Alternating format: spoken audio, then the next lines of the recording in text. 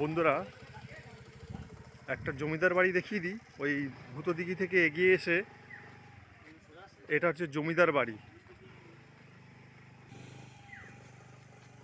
এই জমিদার বাড়ি, এই জমিদার বাড়ির মালিকের নাম হচ্ছে কালীপ্রসন্ন সিংহ। বহু পুরনো জমিদার বাড়ি, ভগ্নপ্রায়, কিন্তু ওনার পরিবারের লোকজন এখনও এখানে রয়েছেন। ওই যে পাশে সেই ঘরে, এই ঘরে রয়েছেন। এটা হচ্ছে জমিদার বাড়ির এন্ট্রান্স।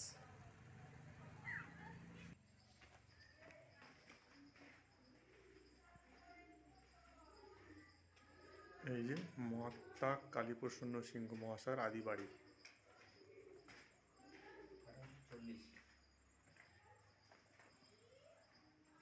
এই পুরনো বাড়ি দেখছেন।